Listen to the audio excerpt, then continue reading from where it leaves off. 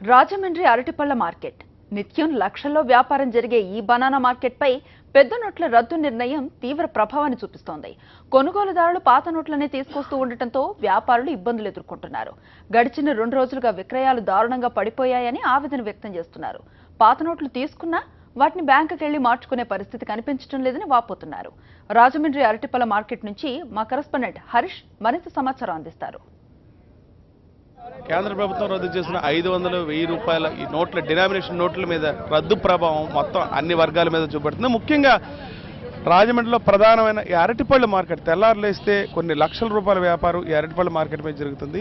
ఈ నోట్ల రద్దుతో కొనుగోలుదారులు ఖచ్చితంగా చిల్లర తీసుకురావాలని వ్యాపారులు చెప్పడం, ఆ చిల్లర లేక కొనుగోలు కూడా వదిలేసి వెళ్ళిపోవడం జరుగుతుంది. ఇప్పుడు వీళ్ళు చూపిస్తున్నారు, చేతిలో 500 రూపాయల నోట్లు ఉన్నాయి, పాత కాగితాలు. ఒకవేళ వీటిని మార్చుకోలేక అమ్మకాలు జరపలేక ఇబ్బందులు పడుతున్నామని ఇబ్బందులు ఎదుర్కొంటామని చెప్తున్నారు.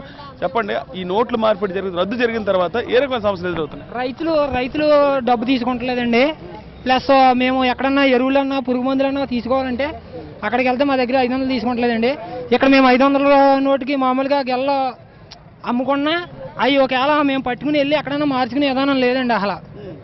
అదండి ఇప్పుడు మామూలుగా అయితే ఇప్పుడున్న రేట్ల ప్రకారం శీతాకాలం వచ్చింది, స్వాములు కూడా చాలా ఎక్కువ మంది ఉన్నారు, కొనుగోలు కూడా ఎక్కువ జరుగుతున్నాయి కదా.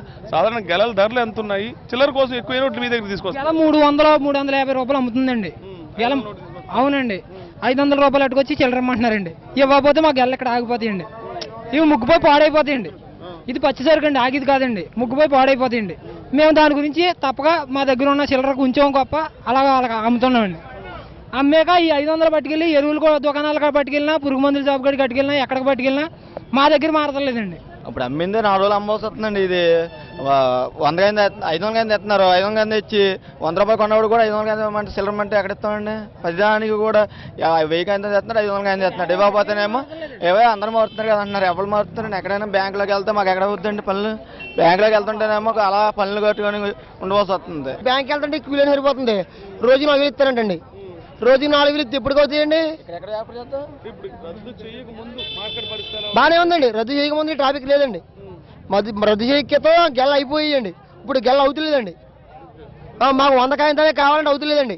500 కాయంత ఇచ్చుకుంటేనే అవుతుందండి. 100 కాయంతో తెచ్చినా ఒక 1500 అనుకోండి, 100 కాయంతలు 1-2 ఇస్తున్నారు. లేకపోతే 1500 అనుకోండి, వటరంగా 3-5 గంటలు ఇస్తున్నారు. రెగ్యులర్ గా ఇక్కడ మార్కెట్ చాలా బాగా జరిగేది. ఎప్పుడైతే నోట్ల రద్దు జరిగిందో కొత్త నోట్లు తీసుకురావట్లేదు, కేవలం పాత 500 కాగితాలు తీసుకొస్తారు.